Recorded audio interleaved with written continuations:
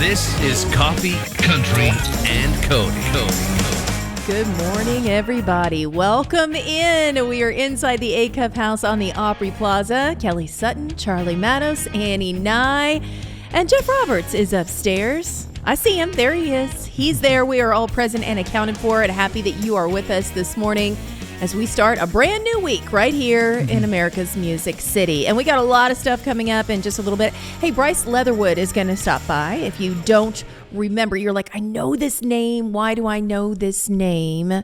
He was on The Voice. And won. He won The Voice. So now just made his Grand Ole Opry debut. We're going to be talking to him coming up in just a little bit. And it's a good name, too. Bryce Leatherwood. It's got a good ring to it. It really does. Yeah. I mean, if you were going to pick a stage name, that would be a perfect one to pick. And you were there for his debut, right? I was not. No. Oh. Well, he was there. Not with you, apparently. He was there Saturday. He was there Saturday. That's right. Okay. That's okay. That's right. Yes, I missed out on it, but I got a chance to talk to him. So get ready. We're going to have Bryce Leatherwood coming up in just a little bit. Also going to rewind to the stage of the Grand Ole Opry in just a little bit as well. Ian Munsick, whom I would venture to guess top 10 hair in country music. I've told him that several times. He has that beautiful waterfall in the back. His hair is really pretty. And I even said, your hair is almost too pretty for you to wear a hat. I would like to see more of it because it's very long. And he conditions it. He has a whole, he takes care of it. Yes. Okay. It's not just Lucky Jeans. I mean, he does have those too. But he takes very good care of his locks. And this is the ranking of the top 10 men, right? Or are you including the women in there as well? He would give some of the ladies a fight. All right. Because I know Jamie Johnson would make your list. Jamie's in there. Yeah. And Marty Stewart, I think, would have to. Oh, right? Marty's hair for sure. Yeah. Okay. We got to see that on full display last week. It was really nice and thick. And that new song is out. So we'll play that coming up in just a little bit. There we go. Sunday in the South. If you didn't know, he did a revamp of it. We're, of course, talking from Marty Raven from Shenandoah.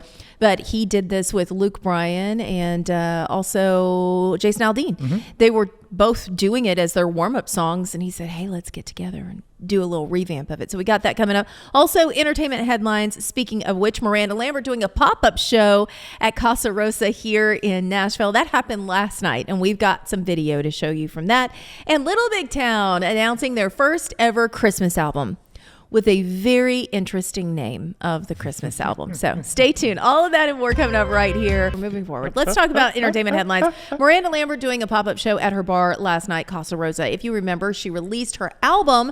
This was on Friday, Postcards from Texas. And then she went on social media yesterday and she said, hey, I got an idea. I've got a bar. I'm going to play it. Y'all show up. First come, first serve through the doors. If you love this sound, if you like this version of Miranda Lambert, you are going to love this album, Postcards from Texas.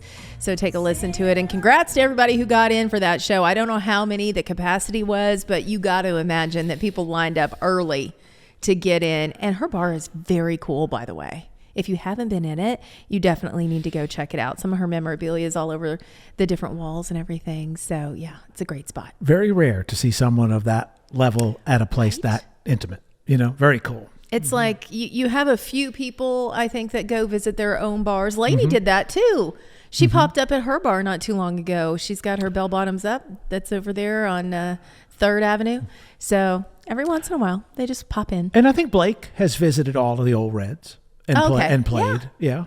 I don't know. Dirks has done Whiskey Row before a few times. So you never know. That's why people, I think, stop by because they're hoping that they will see someone. Well, and it is, especially if you you're working on new songs. What a great way to I'm just going to hop down to my place and play a few songs and see if the people like them. That's right. Yeah.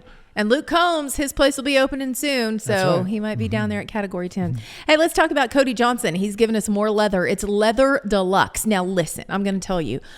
I was in on this because we did an interview with him when he was getting ready to release the album, Leather, the first part. And I knew he had done a duet with Carrie Underwood. So I asked point blank, I saw the track list for Leather. The Carrie duet isn't on it. What's up with that?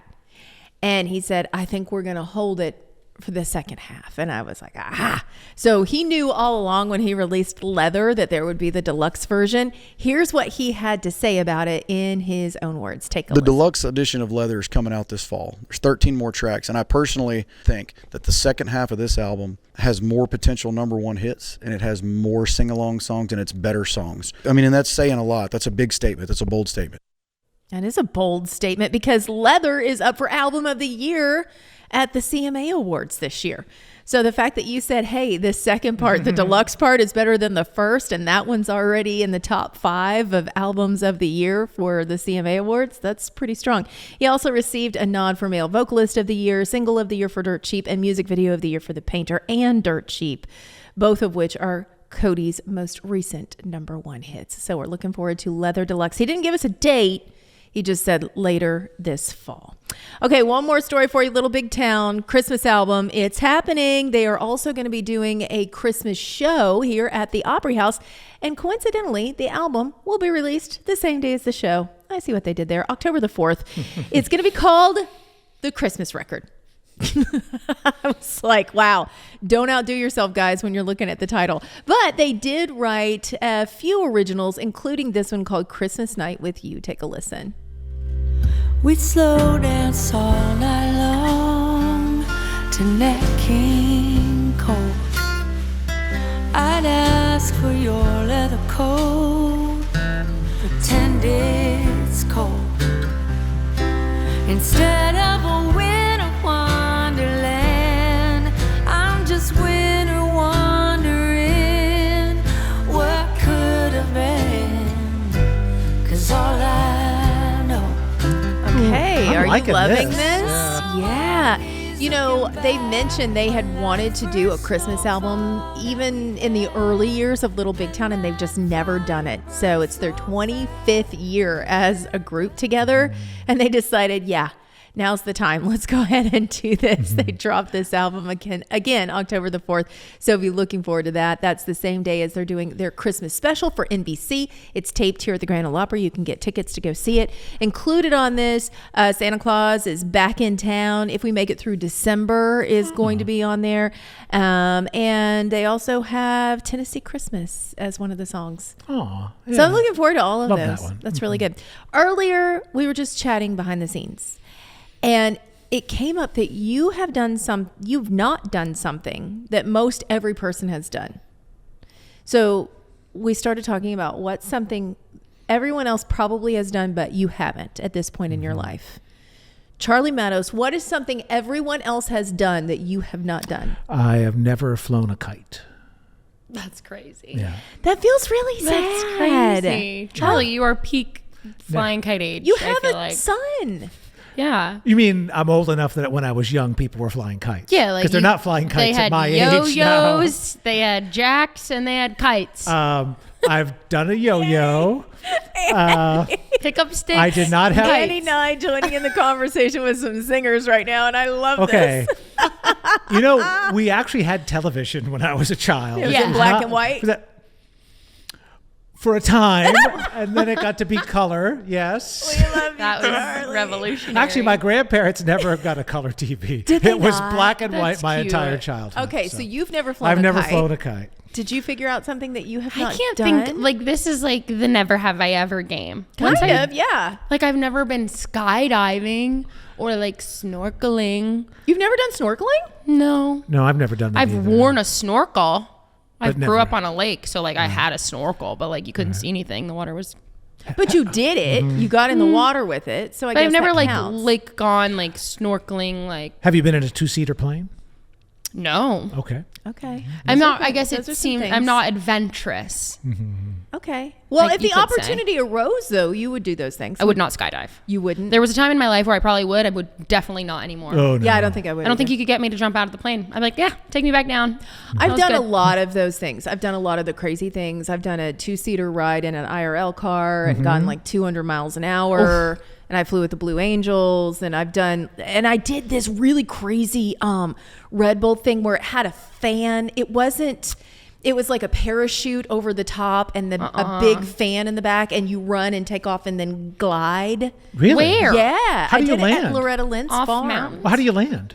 he just brings it down. No. He like tilts it. You okay. just kind of come down and then, Onto your feet? yeah. And he said he did tell me, he goes, start running in the air, so your little legs are doing this in the air like you're a dog. you're like a cartoon character. And he said that way when you No. hit, you're not gonna hurt your knees. So I've done that, but the one thing that I've never gone snow skiing. Yeah, I haven't done that either. And I grew up in New England. Yeah, we called it skiing. We call it there. skiing. Yeah. When you say skiing in the South, everyone is thinking Alan Jackson Chattahoochee water skiing, which I have done. I've just never skied on snow. I'm gonna make a poll. Have you been in a hot air balloon? No, I have not. I've done that. All right, we're making And you our know list. they don't know where they're going to land. It's a comforting thought. I'm terrified. Make your list of things you haven't done. We'll talk about it more when we come back here to wrap it up on Coffee Country and Cody. From WSM Radio, this is Coffee Country and Cody.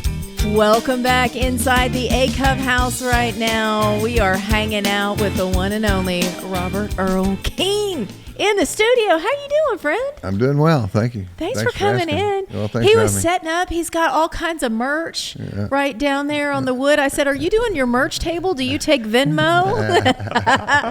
Man, congrats on the album, We take too. anything. we take chickens, old car parts. It doesn't matter.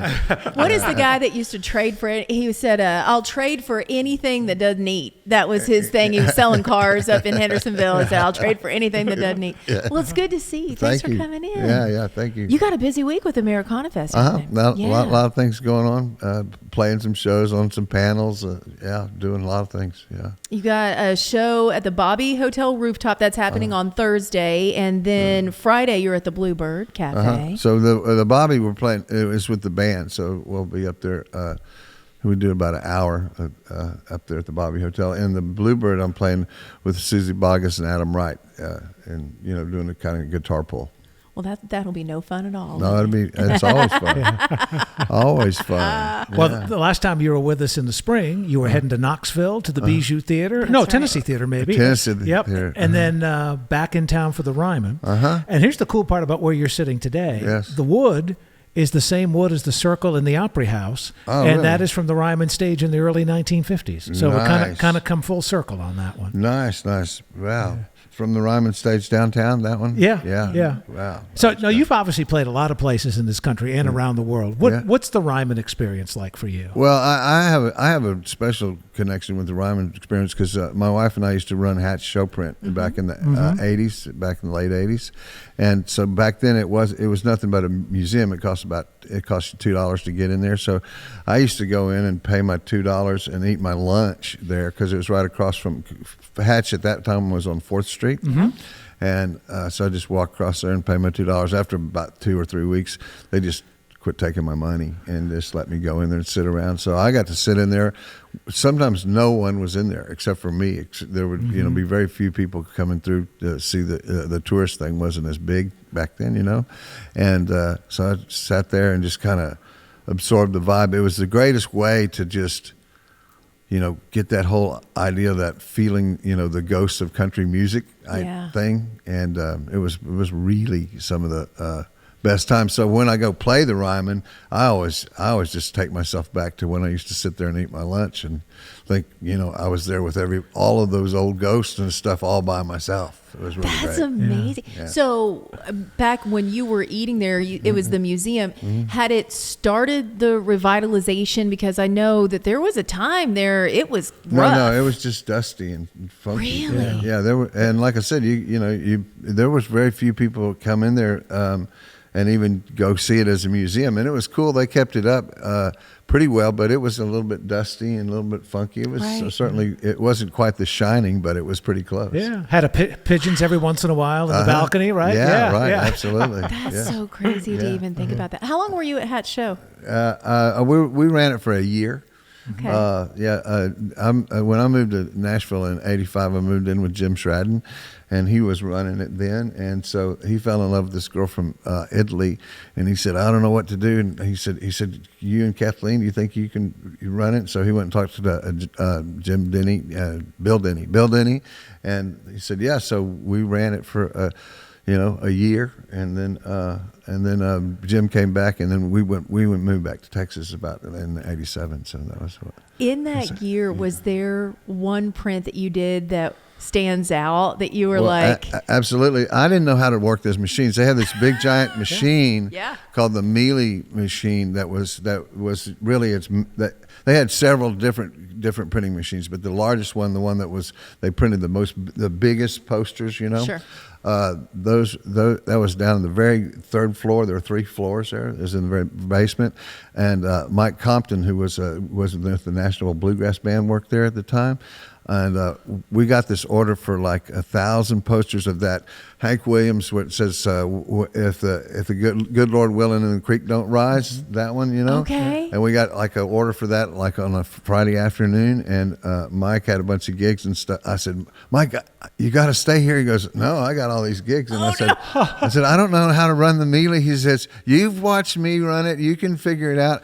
Man, I mean, I slept about 3 hours that whole weekend. I got paint all over me. There was just paint everywhere because I didn't know how to run it. And I just keep running and just ruining those posters and stuff. And finally, like Sunday morning, I got one run through, and I was like, okay, I can do this. I got it now. Because I had a pile about 6 feet high of just old busted up posters that just had ink all over them. There's paint all over me, and but I succeeded, and actually didn't get the 1,000. I got 100 of them printed, and I handed them to the guy, and he goes, "This is only 100." I said, "Well, we had a little bit of technical difficulty." There you go.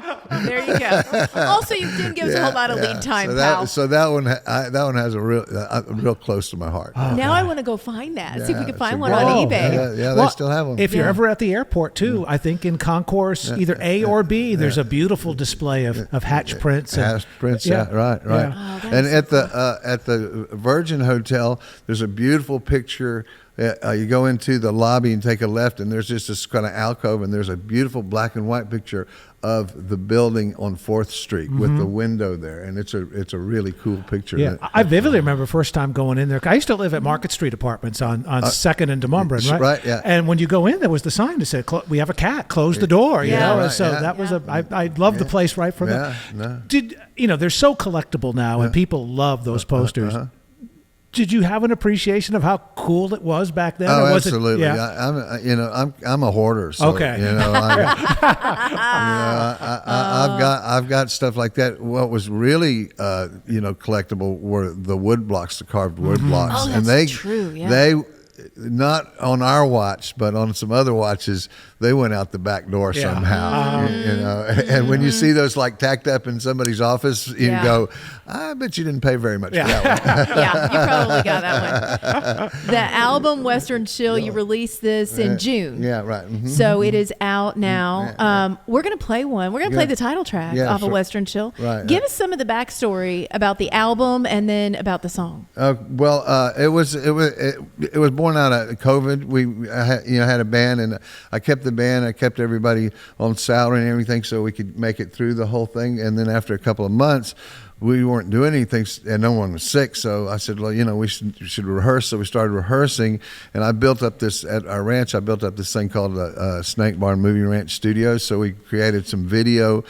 Got some video equipment, got a bunch of sound equipment, and one day I had written 4 or 5 songs, and these guys came in and said, "What are we doing now?" I said, "Here's what we're going to do. I want you to bring your songs, and I got some songs, and we're all going to do it under the umbrella of Western Chill. I'll play you the song, but I want you to just think of the songs that you've written that will fit with these kind of ideas." And so they go, "Oh, you mean that like you bring the song, we bring the songs, and then you learn them, and then you sing our songs?" I said, No. I'm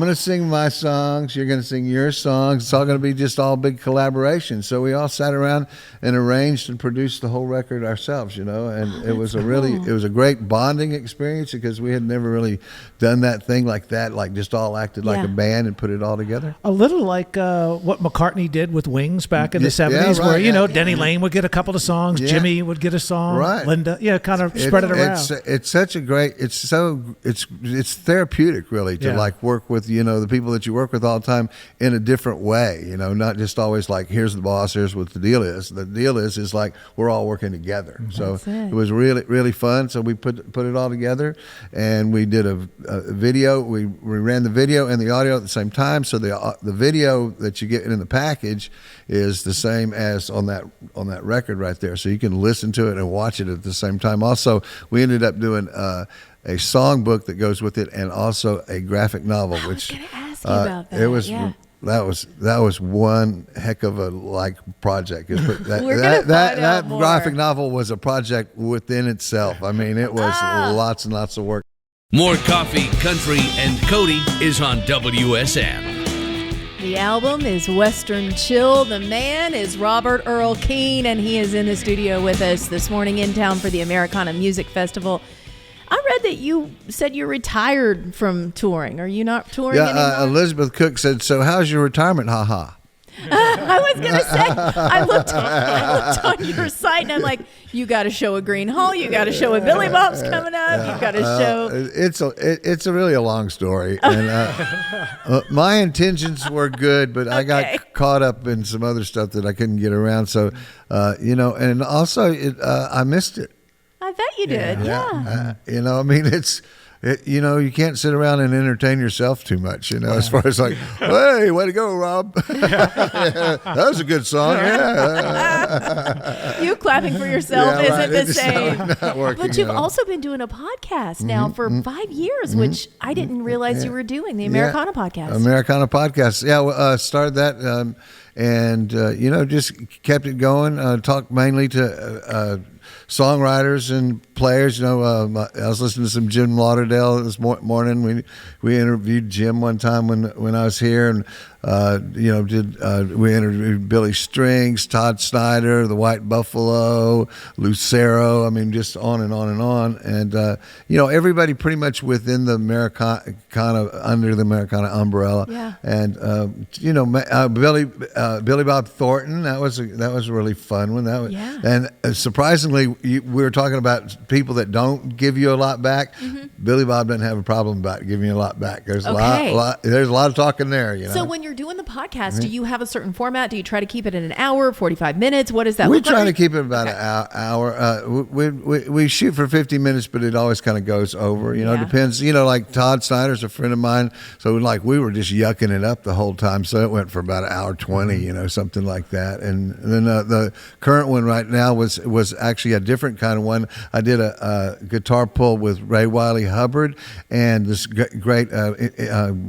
DJ down there, Matson Rayner, that owns KNBT. Okay. And so he was the moderator, and we had a little listening room, had about 80 people in there. So it was just Ray Wiley and Matson and me, and we just all played songs and yucked it up. Got Ray Wiley to sing Redneck Mother the third time in 20 years. Wow. We really cajoled him into it. We just kept going, and finally he sings it.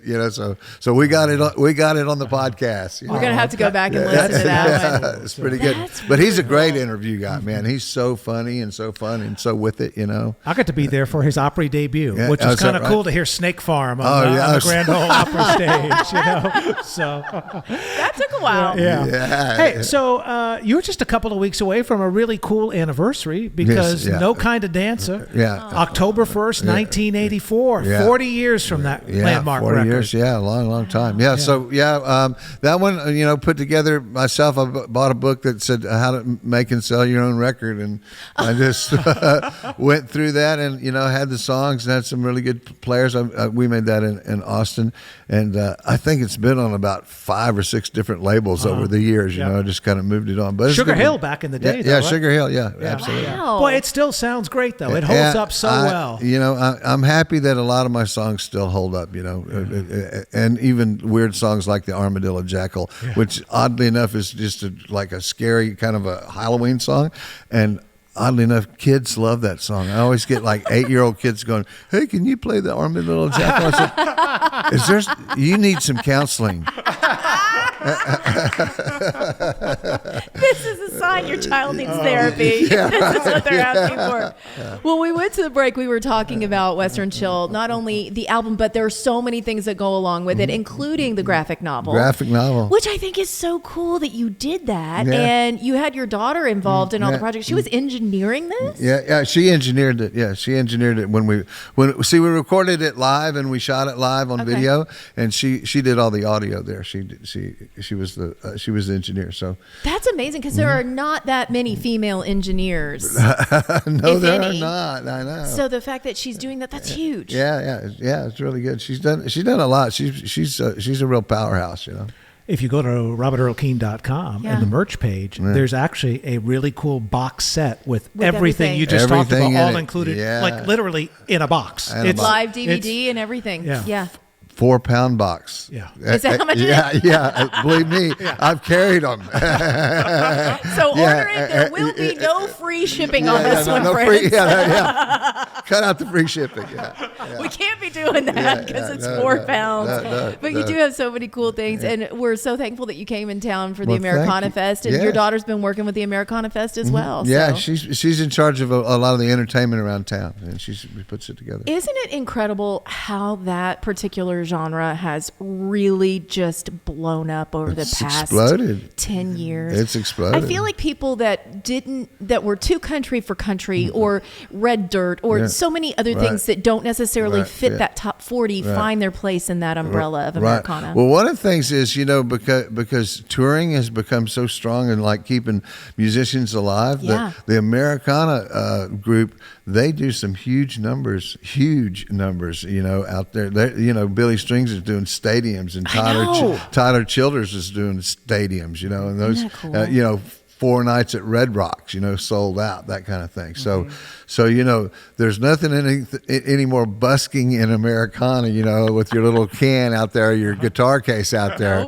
It's, they're doing pretty well. It's just, the radio thing there is just spread out, from college radio to all kinds of, public radio. Although wasn't it famously, was it Sturgill Simpson, like 2 years in a row outside the CMA Awards, was busking on Lower Broadway right in front of Bridgestone Arena? Right. I love that. Yeah. You guys said that's special. Now, you mentioned Red Rocks, of course, iconic venue. You've played the Ryman. You're playing the Bluebird coming up. And then October 12th, you're at Green Hall.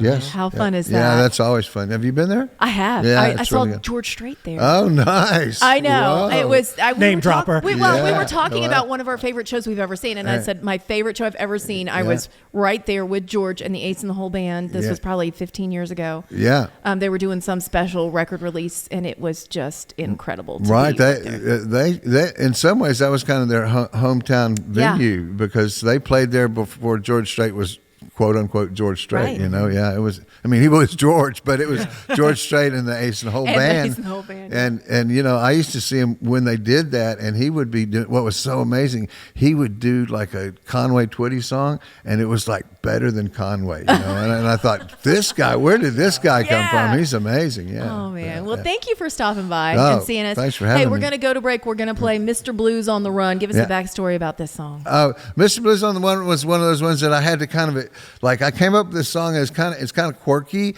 but it needed like that kind of really truly. This is not a Western swing album so much, but this one needed sort of that Western swing fiddle, double fiddle, twin fiddle things going on. So I'd keep going. I'd go, no, this is what's happening. I sing this, and you go da da da da da, and they go, what part do I play again?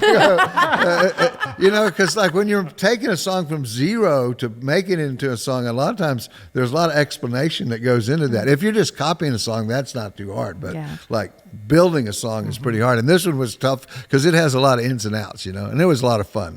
It's just a fun song. So there we go. Mr. Blues on the Run, Robert Earl Keen. Thanks for stopping by.